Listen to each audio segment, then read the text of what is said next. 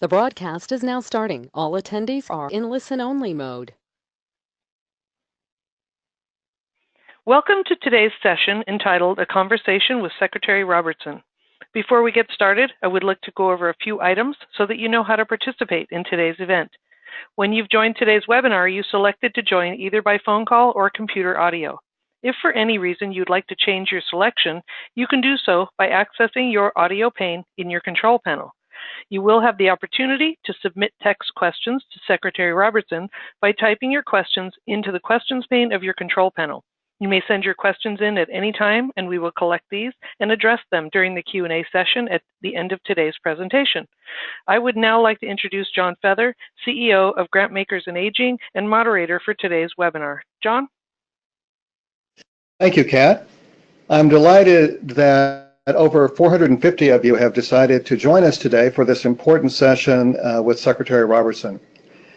I also want to thank the John A. Hartford Foundation, whose support allows us to provide this webinar and all the webinars in our monthly series free of charge to our audience.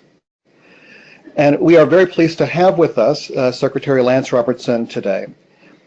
He was appointed as Assistant Secretary for Aging and the Administration for Community Living's Administrator on August the 11th of this year. Mr. Robertson previously served for nearly a decade as the Director of the Aging Services Division in the Oklahoma Department of Human Services. Prior to that, he was at Oklahoma State University for 12 years, where he co-founded the Gerontology Institute and contractually served as the Executive Director of Partnerships for Aging, the largest regional gerontology association in the United States. He was the recipient of the Oklahoma Aging Professional of the Year Award, the Salute to Leaders in Aging National Award, the National Care Heroes Professional Award, and the 2015 National Association of States United for Aging and Disabilities President's Award. He's also president of that association, the Chief National Authority on Aging and Disability Issues, and he is also a veteran of the U.S. Army. Secretary Robertson, we welcome you. As I mentioned, as was mentioned before, we will be taking questions, and actually we were going to be spending most of our hour on your questions. So please go ahead and open the question box at any time and start entering those for us to do after we go through the initial presentation. So Secretary Robertson, welcome, and why don't we get started with an overview from you about a little bit of your background, but also what ACL and is up to and plans for the future.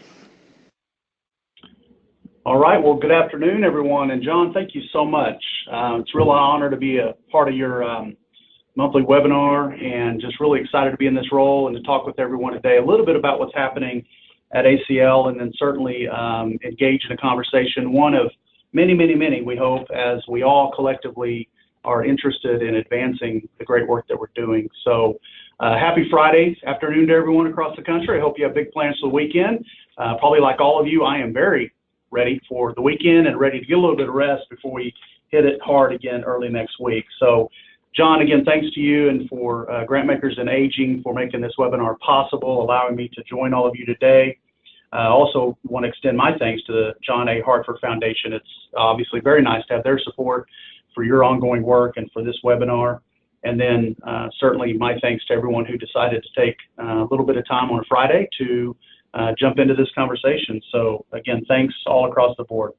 I think what we, as you mentioned, John, what we thought we'd do is I'm going to just kind of roll through a little bit of information about ACL, maybe talk right up front here a little bit about who I am, just for the sake of familiarity and having people know a little bit about who I am and what I'm about.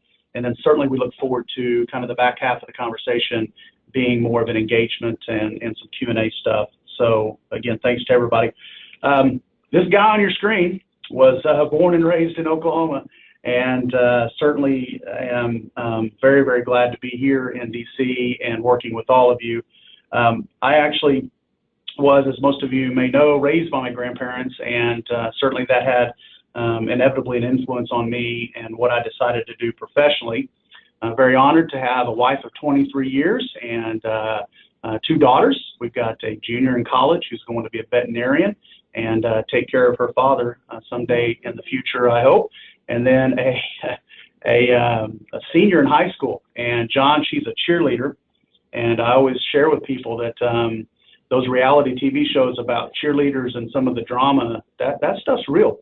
And the Robertson household has had an experience or two with that, but we love our girls. And I will tell you, with this commitment and with my transition happening that first week of August, my family is still back in Oklahoma, and I'm anxious as things settle in our youngest graduates for my wife to join me here in DC. I will tell you, though, that I've loved every minute of this opportunity. The transition has gone smoothly, and I'm super excited about what's ahead and working with you and with everybody across the Aging and Disability networks. So a little bit again about me on the professional side. John kind of highlighted my two major career blocks to date. I grew up in higher ed. I finished an undergraduate degree and immediately started at Oklahoma State University as an administrator, and had a chance there to really immerse myself into really kind of a delivery side of higher ed through the Gerontology Institute and some of the work that we did there, and really enjoyed that 12 or 13 years as an administrator before transitioning then into a state role. Had an opportunity to work for a couple of governors over the past decade, most recently Governor Mary Fallin, and to spend that time leading Oklahoma's aging programs. And I'm usually, though, very quick to remind people that while by statute or by title my authority was specific to aging, so much of what we did crossed over and certainly touched the disability side as well. I would say that across all programs, over half of the individuals that we served were Oklahomans living with a disability. But very proud of the work that we were able to do there. We had just a remarkable team in Oklahoma, a group of very resilient, dedicated, and innovative folks. And I miss them. I know they're doing well and working hard. And we had quite the program portfolio while I was there over the past decade. We, of course, were very much involved in all things Older Americans Act and with the program portfolio there. We also ran a very large Medicaid waiver, which fortunately being involved in that has allowed me to have quite a bit of intimate knowledge of things over on the CMS side with Medicaid, and some connecting points that we hope to grow within our work here at ACL. And then, of course, a variety of other programs like Adult Day and Senior Volunteer, 211, Transportation, et cetera. So really, a good and diverse portfolio of programs that it was my honor to be a part of and to work with a great team there in Oklahoma. Honored also, as you mentioned, John, to kind of work concurrently in many ways to help advance the aging and disability conversations at a national level, including my 9 years of tenure at the National Association of States United for Aging and Disability, which actually about midway through my term was when that professional association added the final letter, the D, the disability representation. They're formally added to the name while I was there on the board. So that's kind of a recap, I think, John, both personally and professionally. And following the election last fall, I was humbled to be under consideration and work through I'll say a very elongated process, culminating with the nomination, and then I'm told kind of a rare unanimous confirmation vote out of the U.S. Senate into this role. Very, very incredibly honored and excited to be here. Obviously, my chief goal is to work hard to advance our collective work in serving older adults and persons with disabilities. And when I say our, I'm obviously referencing the vast aging and disability networks and our partners. We have thousands of community-based organizations that we work with who provide services at the local level. And our partners are in many ways innumerable, some more visible and easy to recognize, like the states, along with partners inside HHS and then throughout the federal government, and then many, many other partners that we're working with that may not have quite the visibility but play just as critical of a role. And of course, outstanding organizations like Grantmakers in Aging, who help by serving as a national catalyst for improving the experience of aging.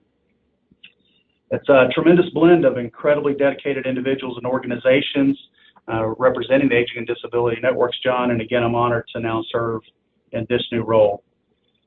And as I've shared publicly on many occasions, my commitment to this work is absolutely at the highest level. My commitment has been and will continue to be to work tirelessly to champion our work. I recognize, like all of us, that we live in a relational world, so focusing on key collaborations and partnerships will be a priority. I also plan to work on making sure that we're at the table for critical conversations. We are part of a very large agency, and as many of these critical conversations occur, rest assured that we will do all we can to make sure ACL has a voice. I think we have a lot to offer and want to make sure people are aware of that. And then finally, I will be fully engaged, available, and responsive, and I know that certainly reflects the ongoing commitment of my ACL colleagues as well. Speaking of the ACL team, I'm very delighted to tell you that when I got here, I really discovered how outstanding our team is here at ACL. We have some of the brightest and most committed professionals that I've ever worked with, and I tell you, John, they inspire me every day. So very encouraged about the great work that's happening throughout our network. I'm excited about some of the partnerships and innovative work that's right around the corner, and I'm confident that this next chapter in ACL history will be progressive and impactful and meaningful.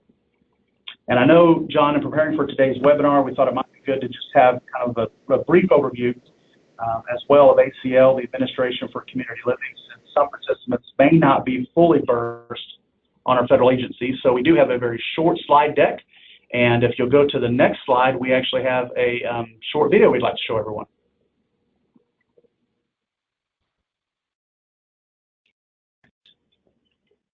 Wonderful. Okay, great. I love that short little vignette, and again, I hope that was valuable to everyone listening. That little clip is available on our website, so if you go to acl.gov, you can review it again. And you know, the message, John, is a pretty simple one, but what a powerful message, one that really, I think, reinforces how we all feel and certainly why we all do the work that we do.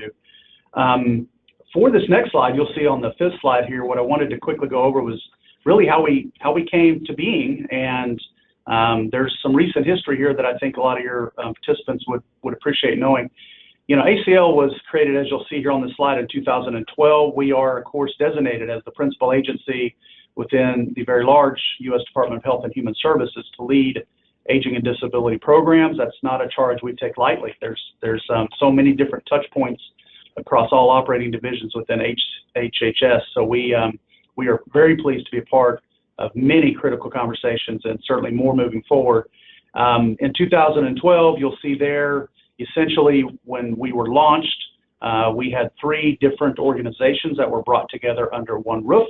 The Administration on Aging, headed by Mr. Edward Walker, who's in the room with me today, and the HHS Office of Disability, and then coming over from the Administration for Children and Family, the Administration for Developmental Disabilities. So back in 2012, with the passage of the law, ACL was, or the passage of the structural change within the agency, those three entities came on board. Obviously, you can see with those final three bullets on that slide, those were the primary goals. You know, the thinking was how the formation of ACL could help reduce fragmentation and promote that consistency across a lot of the different program and policy things we were engaged in. Certainly, our hope is to help enhance access to the quality healthcare and services and supports that folks need, both older adults and people with disabilities. And then, of course, to complement the community infrastructure that is supported by Medicaid and so many other federal programs, it really pulls everything together. And I will even say back in 2012, when I was part of NASUAD, we were privileged to be invited to be a part of that conversation. It made sense then, it makes sense now. So we're very glad to be here and to be doing this, and my credit to my predecessor, Kathy Greenlee, who really championed this, and that was a big lift. So if you look at the next slide,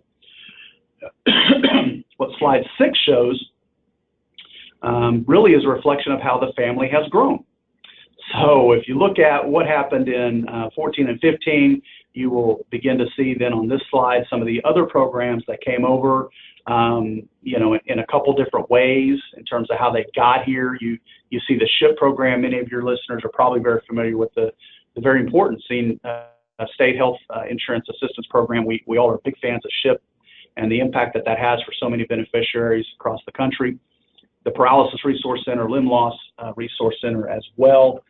Then, of course, the WIOA Act of 14 was a biggie because it transferred over programs we are incredibly fond of, very honored to have as part of ACL. Certainly the independent living programs and the great work that's done in communities across America for individuals, people living with disabilities who would like to live independently, and the support that's provided through those programs. The assistive technology program may not be as big as some of the other programs, but pretty critical. So many folks just need a little bit of assistance to manage activities of daily living. The AT program helps with that. Then I think one of the programs that I'm just incredibly fond of and just so proud of the work that's being done each and every day through this organization, the National Institute on Disability, Independent Living, and Rehabilitation Research is just an absolutely outstanding entity that is really the only federally funded research enterprise dedicated solely to conducting applicable rehabilitation research that benefits people with disabilities. So you can really, again, and then that last bullet, by the way, HRSA Operating Division within HHS back in October 15 transferred over the traumatic brain injury program. So what you see again on slide 6, I think, is a good reflection of, to date, the sorts of things that are now the programs, the wonderful cadre of folks, and all the different grantees who now function under the ACL umbrella. And obviously, for anyone wanting a little more information on any of these programs, yet again, I would direct you to our website. You can go to acl.gov. Lots of good information there, and information very pertinent and applicable and specific to each program. Next slide, please. This slide just gives you kind of a quick overview, a highlight, if you will, of all the different operating divisions within HHS. This is an important slide because we really, as you'll continue to hear me say, I so value partnerships and how we can all work together. And I think it starts within our own agency. HHS is a $1 trillion agency, and you know, within the program portfolio of HHS, as you'll see here, you've got 11 different operating divisions. Many of them will be familiar to you. Some may not be, but of course, you know, you've got FDA and NIH, CDC, CMS, SAMHSA, and a variety of others along with us. So we're proud to be one of the 11 operating divisions, and we are working very hard to partner with some of the newly appointed staff who are leading these important organizations. And obviously the operating divisions, there's that direct applicability programmatically. We also work very closely with the 15 different staff divisions. So when you think about some of the work that they do and how critical it is to supporting our work at ACL, you know, these staff divisions are just as important to our work. You know, we're talking about, legislative affairs and civil rights, global affairs, intergovernmental and external affairs, the Office of Inspector General. So, you know, within HHS, currently headed by Acting Secretary Hargan, you know, we are very proud to be a part of this important federal organization, and are just pleased to be supporting and being supported by so many other operating and staff divisions. Next slide shows you just a quick breakout of the regions. I'm assuming folks probably are familiar with this, but it's pretty important to just understand and appreciate kind of the regional breakdown. So you've got it there, and again, that's pretty easy information to locate on our agency's website. The other agency website address I would obviously reference for listeners would be the HHS website, which yet again is simple as well. That's hhs.gov. So both hhs.gov and acl.gov are great resources for you. Next slide. This sort of just reinforces the little video we listened to a bit ago. At ACL, we're very careful to make sure people understand that we're not claiming the direction that we're going is to simply create a homogenous group, and we don't at all want to cause people to think that we're going to cause a loss of identity, whether it's on the aging side or the disability side. I think we can all appreciate and will continue to recognize and celebrate the uniqueness of the cohorts we serve. But at the end of the day, and a big plus to having the Administration for Community Living is this unified voice. We are stronger together. Again, prior to the formation of ACL, all these entities still existed, but they were spread out throughout a very large federal agency. Now being consolidated together strengthens our voice and allows us to have a greater impact in a variety of ways. You can see with some of the bullets up on this slide, some of the pretty straightforward arguments for why it makes sense that we are all together and how we are stronger together, starting, of course, with just the similarities that we see across the two populations that we serve and that universal desire for independence. We certainly want to also leverage across aging and disability the different things that we have learned, best practices, and how in so many cases they apply, of course, and benefit both populations. And then finally, you know, like I mentioned earlier, that collective and larger voice by being together, the magnification of what we have to say and what we believe we can offer to the American public. And that last bullet also just reminds me of this ongoing push we have on our end to support all things home and community-based services. So one example I might give real quick, John, on that second bullet, when we're talking about lessons learned and best practices, you know, we all across this great country have really watched and done all that we could to support those that have been so horribly impacted by multiple hurricanes early this fall. And what we're really proud to say is that at ACL, so much of our work, while not on response, is on recovery. We have folks that are detailed over to the Secretary's Operations Center that work each and every day to help those communities recover in a way that both appreciates and values and connects very strongly with the aging and disabled population. So again, just a good example of one of many of how working together really creates great value for all of us. And that next slide, if you'll flip over to slide 10, I think is a nice visual of really talking about, I'm assuming most all of our listeners today, John, are affiliated with one of so many of the thousands of community-based organizations in the Aging and Disability Networks. And this sort of ties that together visually. So you'll see kind of in the middle how, you know, certainly we have here at ACL state agency contracts with aging and disability agencies, but it's really that partnership we have with community-based aging organizations, thousands of them across the country, that bring such value as we collectively work on some of these core components that you see up here as you span out a little bit, you know, whether it's preventing hospital readmissions, avoiding long-term nursing facility stays, activating patients, and managing chronic diseases. And as you acclimate to the slide, you'll kind of see the bullets that support all of that. But, you know, visually, it just reinforces for me, John, the criticality of our work, how important what we do has always been, but that importance is only growing. It also, I think, stresses how working together, I think we offer the best alternative for folks that really do need our help.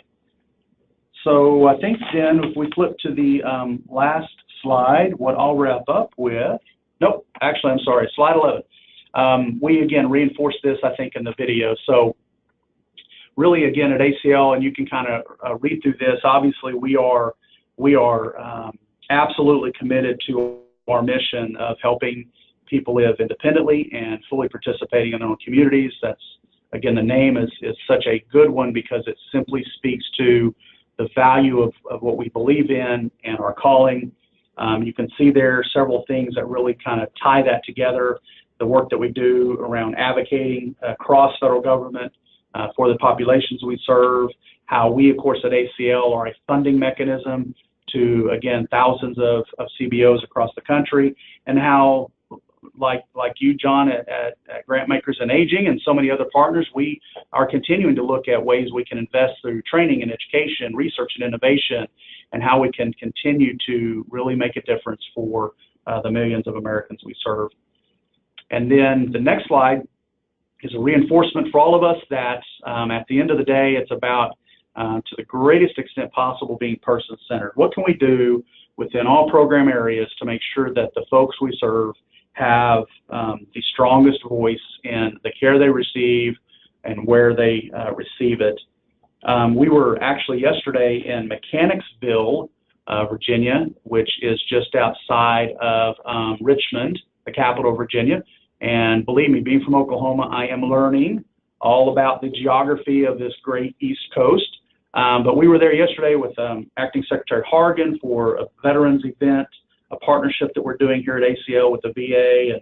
And, you know, really the principal driver behind the expansion of the Veterans-Directed HCBS program is this whole person-centered approach, and the veterans we had there that shared their stories really reinforced for the Secretary really the value of offering this. So, you know, again, all things home and community-based services are important to us. I'm sure it's important to everybody on this call, and it starts again with that commitment to being person-centered.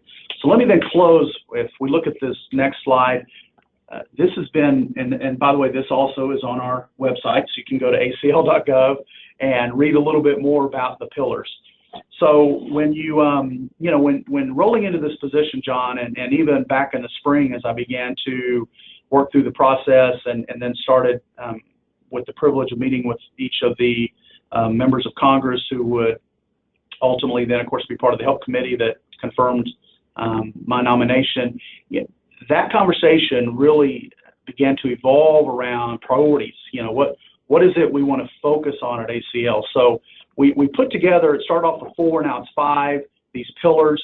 You know, for anybody that reads these bullets, as we all know, folks, we've been doing this. This isn't something novel, and people are just shaken at how innovative some of these things are. Although I will say, and the reason why they are pillars, is that we are all committed to really focusing on these 5 areas and taking the work that we do to the next level. Purposefully, these were selected because they impact all populations. I think all of us can agree to the value of what each one of these represents. So just quickly, if you took them in order, you know, we have to commit to getting further upstream for people when a crisis occurs and make sure that we can connect them early on to the resources they need. We all understand the impact, and a positive one it would be for the families, for the people who are needing care, for the overall cost system. When you look at that cost curve, the further we can get upstream, the better we can do at preventing hospitalization, pre-institutionalization, all those different things. So again, with all the work we're doing around No Wrong Door and the information and assistance/referral systems we have, that stuff's been around, but the importance and criticality of that, in my mind, is growing leaps and bounds. We've got to continue to put energy and resources into this pillar. The next one is near and dear to my heart, certainly protecting rights and preventing abuse. Here at ACL, it's our honor to chair, as an example, the Elder Justice Coordinating Council. That council actually is comprised of 12 federal agencies, all of which share that similar mission of what can we do, in that case, specific to elder abuse, to help protect rights and prevent abuse, neglect, and exploitation. And I'm excited. I think we're really looking at, with Mr. Walker's team, some really progressive things we can do in this space as well. The middle bullet, supporting families and caregivers, probably like most of the listeners, John, I've been a caregiver.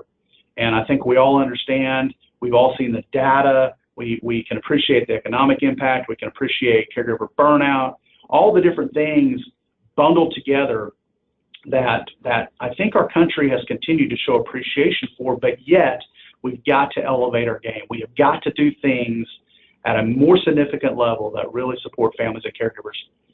The 4th bullet, strengthening our networks. We do a lot of great business acumen work, and really proud of the work that we've been doing, and just plan on seeing more and more of that as we continue to look for opportunities to plug the aging and disability networks into those critical conversations I referenced earlier.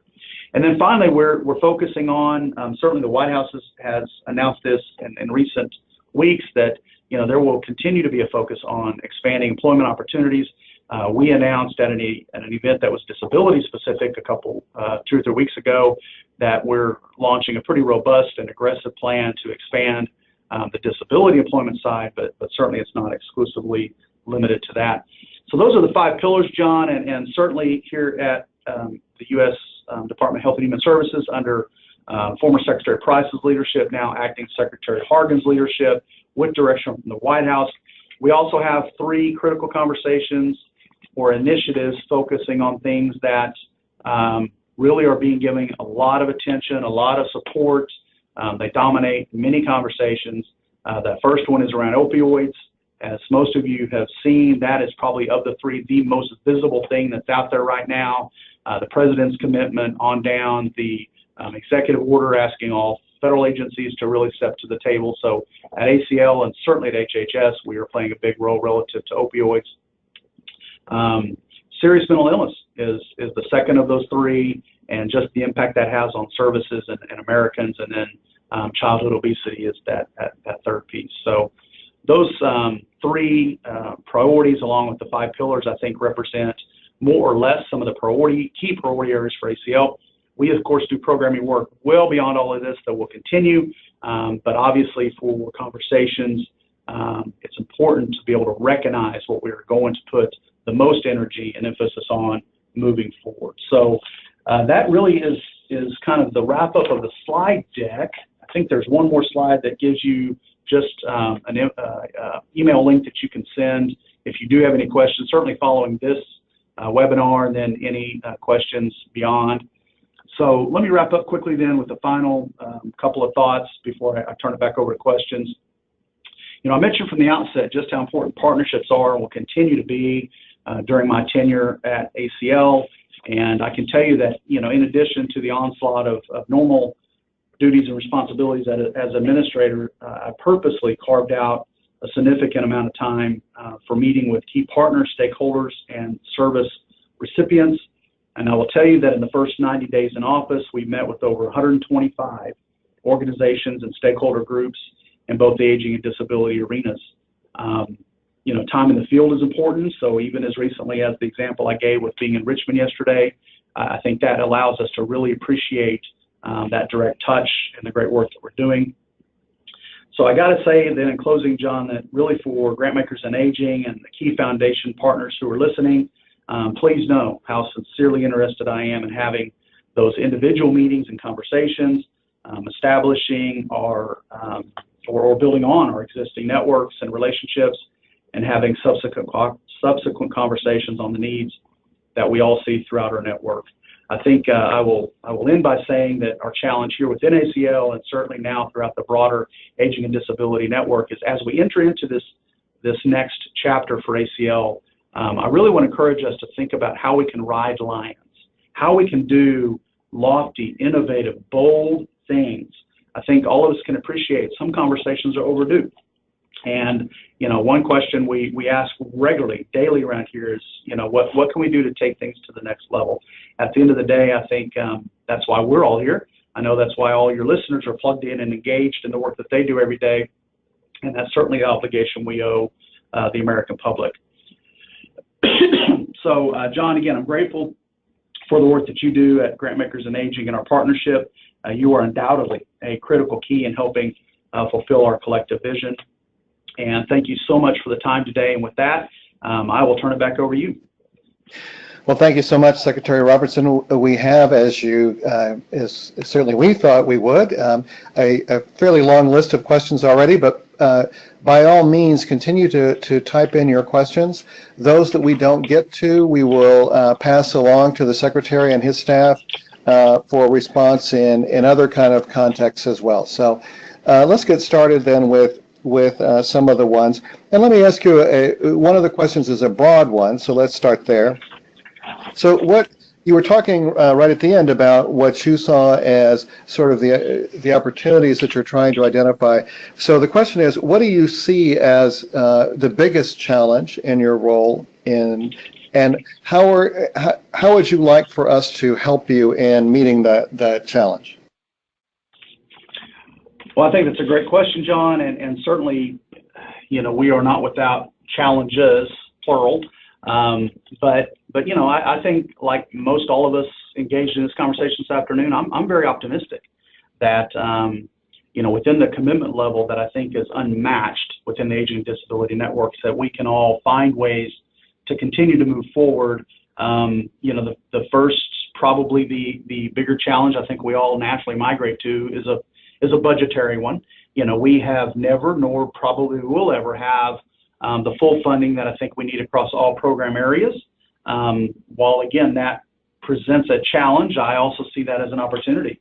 I think it allows us to have conversations around, again, partnerships. Who can we bring into conversations that maybe in the past have never been a part of conversations? We had a meeting just a little bit earlier today with a national association focused on meals, and we all understand the importance of really addressing issues like malnutrition and how we can make sure people are getting fed, which is pretty darn fundamental to any sort of quality of life. And in that conversation, we even talked a little bit about how we begin to go down some very innovative paths and bring in some partners that maybe in the past have not been a part of that conversation. So I think that's the bigger challenge, again, being a budgetary one, and how we simply address it. Not that there are easy answers, but I think there are opportunities out there. We just have to be willing to shift thinking, to do things a little differently, to embrace partnerships, seek efficiencies where we can, those sorts of things. I think another challenge that we're all looking at is just how complex all sorts of programs and service deliveries, particularly on the healthcare side, are becoming, and how the people we're seeing, take for instance in the caregiver space, we have caregivers now who are dealing with such complex medical needs of those they're caring for, and how as things have evolved and as we continue to put supports out there for them, how we have to be nimble and ready to adjust to that so that we can meet their needs in the best way possible. I know at ACL, I would say, wrapping up, John, a third challenge for us is, and it somewhat ties to the budget side of it, but in a way it stands on its own, and that's just that demographic shift we continue to see as our country gets older, and as we see more and more people with disabilities who are in need of assistance. And we don't, again, have the luxury of leaning purely on federal dollars to come up with those answers. We have got to continue to work in public-private partnership ways and ways across all levels of government, whether it's local, state, federal, and really, again, talk about some solutions on how to most effectively and efficiently serve those in need, and also, I would say, empower a lot of those folks. There are many individuals that I think simply need just a little bit of support, and from there are capable of really embracing what life can offer. So I would say, John, in answer to your question, that's kind of how I quickly wrap up several of the challenges that we have in front of us. Well, as you might expect, particularly given that the headline in every news program today is around the Senate deliberation of the tax bill and its implications, but a number of questions around that. So, and I know that you have some restrictions as a government employee in discussing this directly, but do you have a sense of what the impact on the aging and disability programs would be for any of the proposals that are working their way through Congress at this point? Well, I think certainly a timely question, John, and I will tell you, of course, my honor and obligation, as well as the Administration for Community Living, is to fulfill what Congress decides to enact and put into place and what the President signs.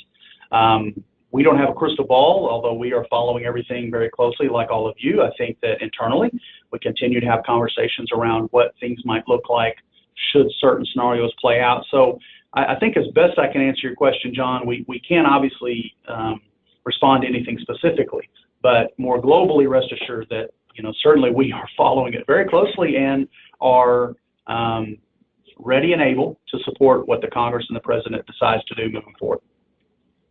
Okay. One of the areas that we find both in aging and disability that's often does not receive the attention that it might is the impact of living in a rural part of the country, which of course engages 95% of the landmass of the U.S. So several questions here about to what degree do you see ACL moving forward to help people who live in rural parts of the country live better and more productive lives?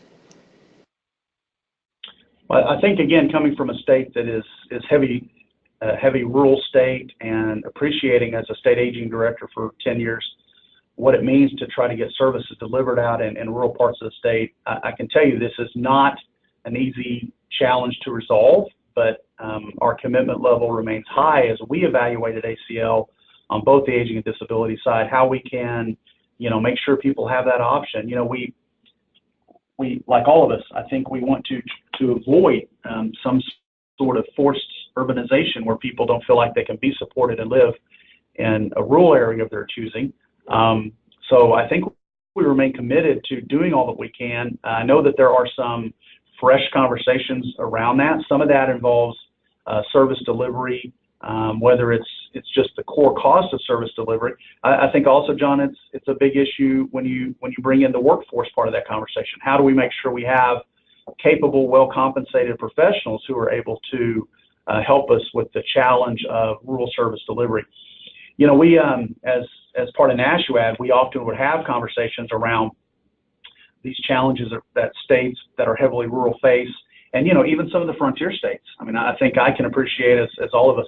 I was recently in a state that would be considered such a state, and I can tell you that those service delivery conversations take on a whole new level of conversation. But John, I think some of the conversations recently have involved technology, the ability to do certain things more affordably through technology. I think there are also, within some of the different specific program areas, some really exciting conversations around service bundling and some things that can happen that would still enable folks to be served in the community of their choice to the greatest extent possible. And naturally, I would say, John, that at ACL we are all ears. So you can count on the fact that we would love to work with any of your members that are interested in helping address what is absolutely a big issue and the challenges of serving rural America. So we are grateful to have folks like yourself and many of the listeners who I know are out there thinking through and in some cases living this issue every day. So this is not an issue that will ever be exclusively solved or attempted to be solved in the great metroplex of Washington, D.C. So thank you for that question. That's an important one. While I don't have a silver bullet, trust me that the acknowledgement of this issue is there and our commitment is high to help resolve. Well, thanks. Another issue is certainly and unfortunately common both in the aging and the disability community is the issue of abuse, physical abuse, psychological abuse, financial abuse, and there's been obviously strides made in bringing attention to this issue, and ACL has been very important as a partner in that. How do you see those programs continuing and expanding, particularly in the disability community? Yeah, great question. Abuse is a pillar. I gave the example of the Elder Justice Coordinating Council, which is not disability specific, but in a way it's not necessarily aging specific. It's across many populations, all populations we serve. You also probably are aware that we are the federal home for adult protective services, so we have many touch points to this issue across all population groups. The thing that I think, and we recognize this really impacts both the aging and disabled populations, John, is how so often abuse or its perpetration occurs financially first. So I think a lot of the recent conversations we've been having with Department of Justice and many other federal partners is how do we really tighten up financial exploitation? Because again, research shows and validates that a lot of people who are abused, if it's not exclusively a financial exploitation, it certainly then can lead into other forms of abuse. I think also our commitment in recent conversations has been around how do we really address that population cohort who is repeatedly abused, situations that either linger or there's a continued pattern of a person that is being exploited. So the commitment I know on behalf of the Administration for Community Living, and then certainly across any and all partners, both those that are part of the federal agencies I've mentioned, but then certainly at the community level with our national association friends at APS and a variety of others. We really are going to continue to put emphasis on this area. Again, that's why it's one of the pillars. It is sad that so many Americans, millions of Americans, are abused and exploited each day, and that has got to be very aggressively addressed. So count on that during this next chapter of ACL, both for the aging population and people with disabilities. Well, thanks. I think we're probably going to have time for one or two more, but I do want to assure everyone, because we're not going to be able to get to all of your questions today, that we will be passing all of these along to the Secretary's staff. But also you have the information about how to get in touch with his staff as well as him, and so we also invite you to ask those questions directly to them. So the next question is around transportation, and are you having additional conversations with major federal agencies like the Department of Transportation and others about either some of the new technology that's becoming available, like autonomous vehicles, driverless cars, or other things to try to better meet the needs of populations that are not able to provide their own transportation to the services they need? Yes, another big issue, John. We certainly are not without our list of big challenges, and transportation is one. I think we all appreciate the criticality of a person being able to have access to reliable transportation and affordable transportation.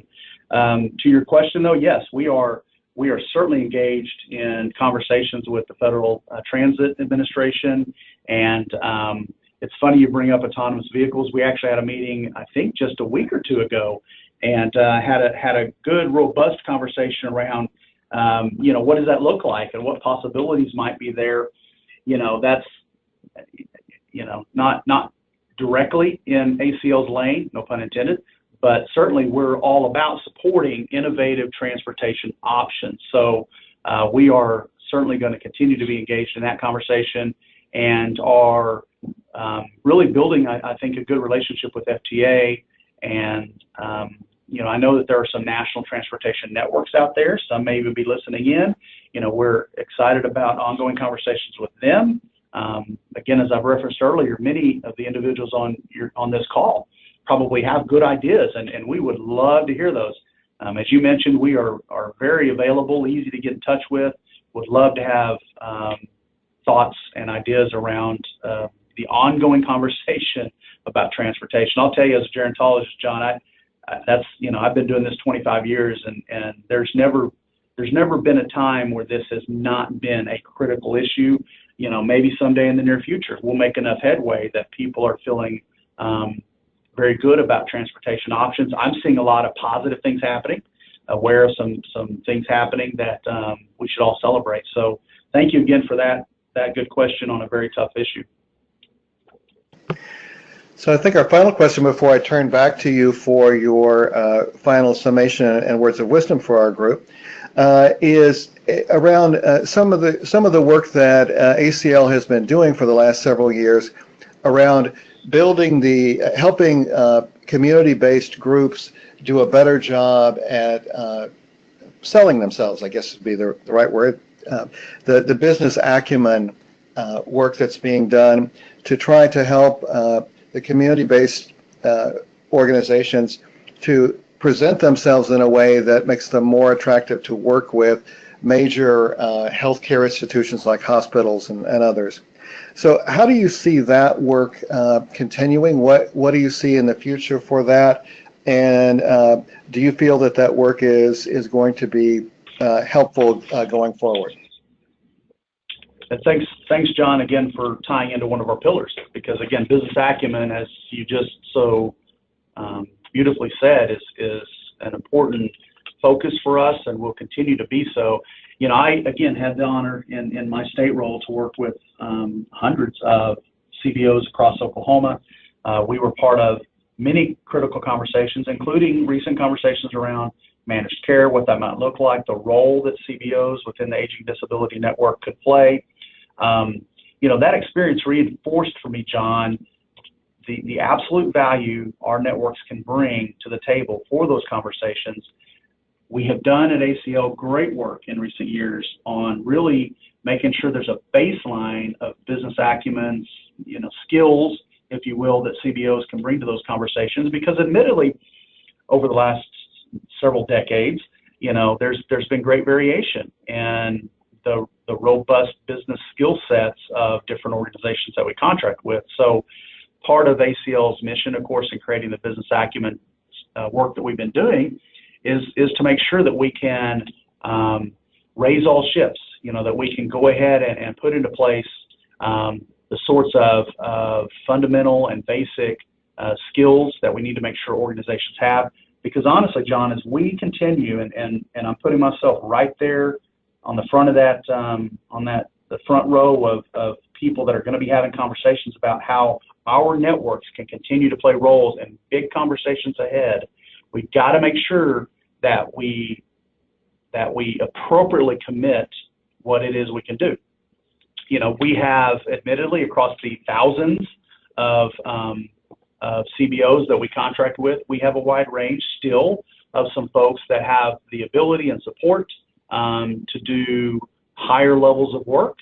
And then, of course, again, there are on the other end of that spectrum those that do not. So what we have to, I think, be able to do is just acknowledge and then move forward, really positioning our networks, particularly for those that are ready to take that next step, to be supported in doing so. It's a serious obligation, and it's not one that we take pointing outwardly. That's one here at ACL we are absolutely committed to, and we're grateful that you and your members have supported the business acumen work that we've been doing and other ACL efforts.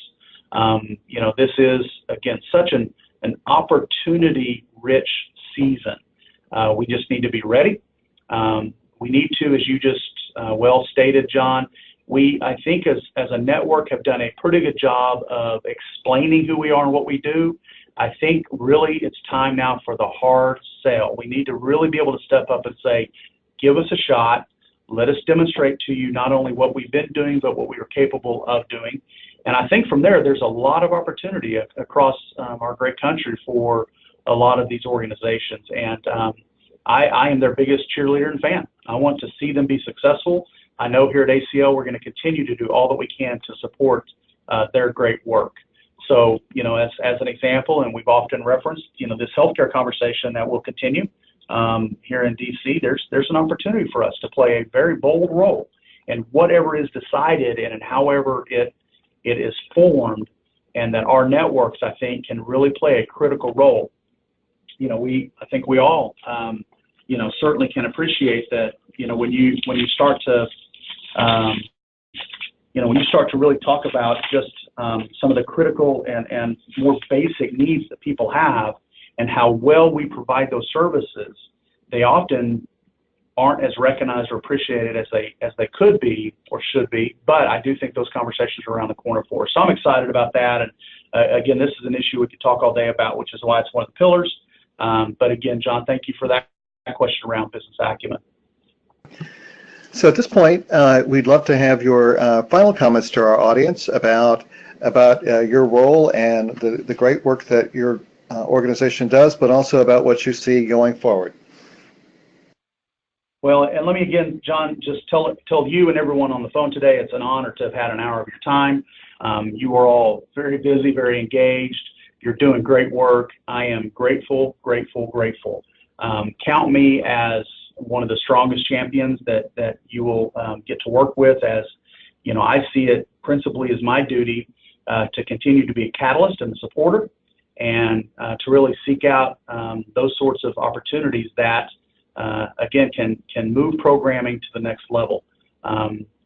We are certainly looking for continued partnerships with organizations that are ready to make a difference, and there's lots of opportunity out there.